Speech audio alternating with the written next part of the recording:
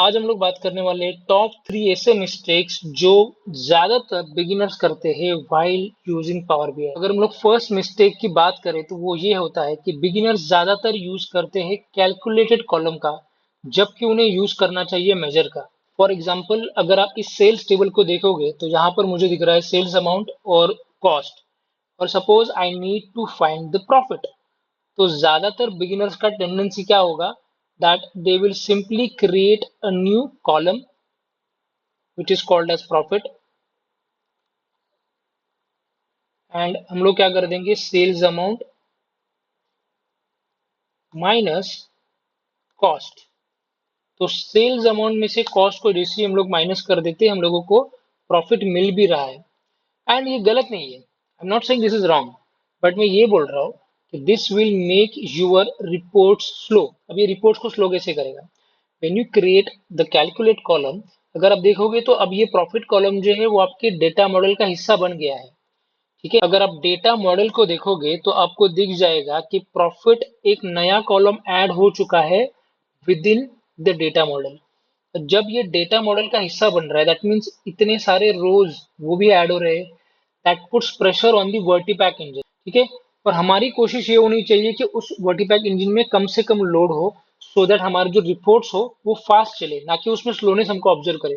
अब आप बोलोगे यार यहाँ पे तो कितना ज्यादा डेटा नहीं है, हार्डली 50 रोज है, तो प्रॉब्लम क्या है। यहाँ पे 50 रोज है, करेक्ट। बट जब आप कोई भी रियल टाइम प्रोजेक्ट में काम करोगे, दैट टाइम वो 50 रोज नहीं रहेंगे, there will be millions of rows, lakhs of rows. और उतना सारा डेटा जब बढ़ेगा और हर एक रो का यहाँ पे कैलकुलेशन हो रहा है, this column minus this column that gives you profit, right. तो इतना सारा कैलकुलेशन हर एक रो के लिए होगा, तो आप इमेजिन करो। सो इसलिए आपका हमेशा टेंडेंसी ये होना चाहिए that we should be making use of measure wherever possible, और कैलकुलेटेड कॉलम को जितना हो सके अवॉइड करो। तो अगर मैं बोल रहा हूँ कि कैलकुलेटेड कॉलम को यूज ना करें और मेजर को यूज करें, तो वो कैसे करते हैं वो भी देख लेते हैं। आपको सिंपली क्या करना पड़ेगा, यहाँ पे क्लिक करना पड़ेगा new measure, okay, and let us call this new measure as profit measure. So I will say this is profit measure. अब इसमें मैं क्या करूंगा, मैं कर दूंगा sum of the sales amount minus sum of the cost. तो जैसे ही मैं ये कर दूंगा और इसको एंटर मार देता हूँ, अब मैंने मेजर तो क्रिएट कर लिया, but this measure is not part of the data model. मतलब ये वर्टीपैक इंजन पे प्रेशर नहीं डाल रहा है, हमारे रिपोर्ट्स को स्लो नहीं बनाएगा, राइट। और एक और चीज यहाँ पे आपको ध्यान में रखनी पड़ेगी, जो कि इंटरव्यू में पूछते हैं कि what is the difference between the calculated column and the measure. तो कैलकुलेटेड कॉलम जो होते हैं वो फिजिकल फॉर्म में दिख रहे हैं यहाँ पे, मेजर आपने हमने क्रिएट तो किया बट वो कहीं पे दिख नहीं रहा है। We can use measure on the fly. तो ये जो मेजर हम लोगों ने यूज किया है, तो यहाँ पे मैंने एक टेबल क्रिएट किया, ठीक है, this has got sales amount and cost. अब देखो, I will be making use of the measure to show the profit.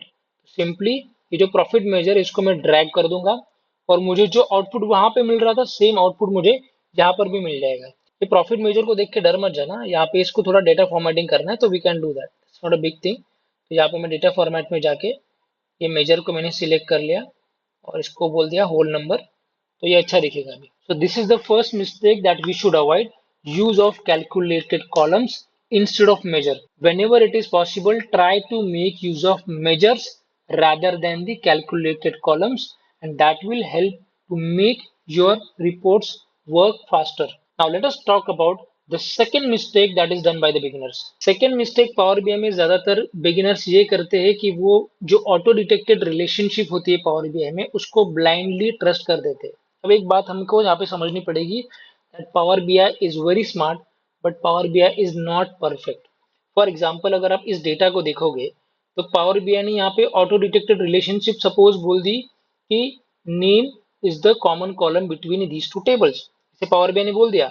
लेकिन मेरे को एक बात बोलो, अगर आप इस डेटा को देखोगे तो यहाँ पर भी हमको नेम दिख रहा है in the first table, in the second tables भी हमको नेम दिख रहा है, लेकिन क्या नेम के बेस पे हम लोग रिलेशनशिप स्टैब्लिश कर सकते हैं क्या? नहीं। बट पावर बीआई ने क्या सोचा कि कॉलम का नाम सेम रहेगा तो डेफिनेटली रिलेशनशिप तो स्टैब्लिश हो ही जाएगा। तो we can not blindly trust these auto detected relationships, हमको खुद एनालाइज करना पड़ेगा कि what is the best suitable way to have the relationship between these two tables.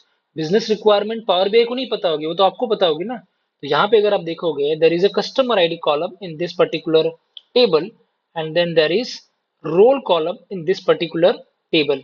इन दोनों के बीच में अगर रिलेशनशिप होगी तो that would make more sense. तो यहाँ पे हम क्या करेंगे, instead of having this relationship हम लोग इसको डिलीट कर देंगे।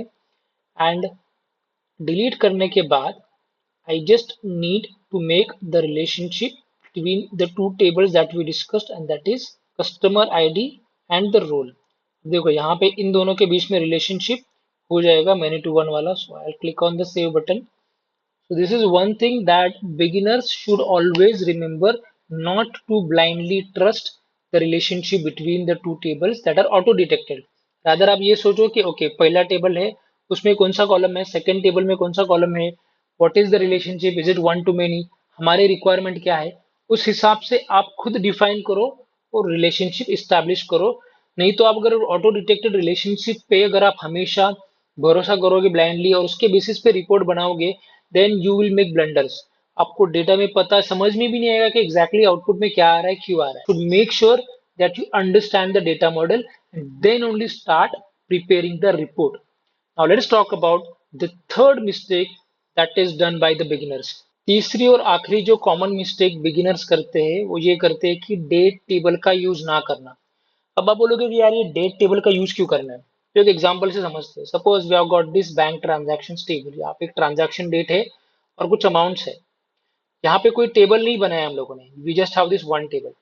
सपोज मुझे चाहिए टोटल वाईटीडी फंक्शन का मुझे यूज करना है, तो टोटल वाईटीडी फंक्शन का हम लोग यूज करने वाले। तो टोटल वाईटीडी फंक्शन क्या करेगा, 15 जनवरी में बोल रहा हूँ तो उस साल में 15 जनवरी तक कितना सम हुआ है वो हमको देता रहेगा। जब मैं टोटल वाईटीडी फंक्शन का यूज करता हूँ डायरेक्टली, तब देखो क्या होता है। So I will simply create a new measure, उसको मैं बोल देता हूँ total total YTD okay measure.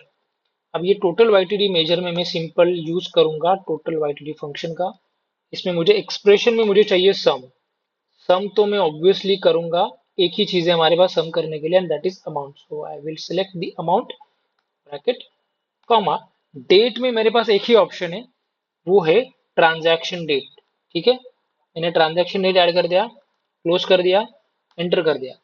अब एक्सपेक्टेशन तो यही है कि जब हम लोग इस मेजर को ऐड करेंगे तो हमको क्यूमुलेटिव सम मिलना चाहिए। ठीक है, but let us see what happens. तो जैसे मैंने इसको ऐड कर दिया ओके, तो इसको मैंने थोड़ा फॉर्मेटिंग कर दिया। अब अगर आप देखोगे तो मुझे टोटल वाईटीडी सम मुझे नहीं मिल रहा है। एक्सपेक्टेशन ये था कि ये वैल्यूज मुझे टोटल वाईटीडी के फॉर्म में मतलब ऐड होते होते मिल जाए, बट ऐसा सम हो ही नहीं रहा है।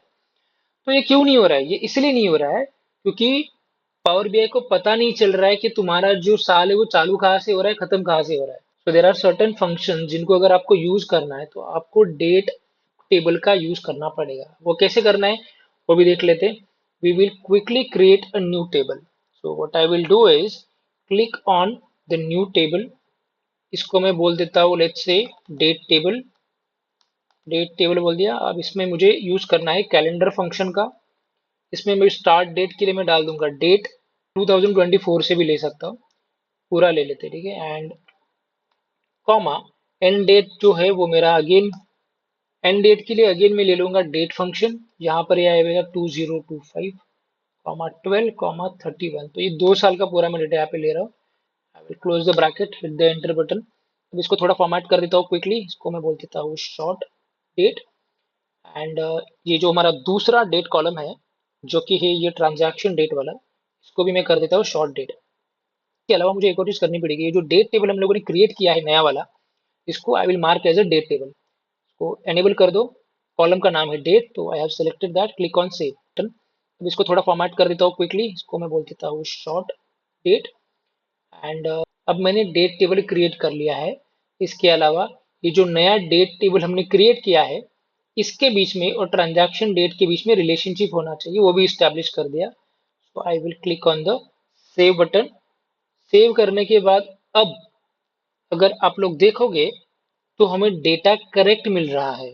अब देखो यहाँ पे अगर आप देखोगे 1 जनवरी को 15,000 है, 5947 ऐड हो गए, फिर इस 21,000 में 15,000 ऐड, तो basically we are getting the cumulative sum. जो एक्सपेक्टेड आउटपुट है वो अब हमको मिल रहा है। तो ये क्यों हुआ, because we made use of the date table. तो ये एक कॉमन मिस्टेक है और ज्यादातर लोग समझते नहीं, ये बिगिनर्स, उनको लगता है कि बस यार सब कुछ तो है, कर लिया use without using the date table. Power BI को पता कैसे चलेगा ये जो ट्रांजैक्शन डेट्स है इसमें तो गैप्स रहेंगे, 1 जनवरी फिर डायरेक्टली 7 जनवरी है। पावर बीआई को पता कैसे चलेगा स्टार्ट कहाँ से हो रहा है एंड कहाँ से हो रहा है? तो for power BI to understand the start date and the end date, we need to create the date table. So this was the third mistake which is very common and which is done by the beginners. So I hope इस video से आपको value मिली हो। My name is Shrikant and I thank you so much for watching this video till the very end.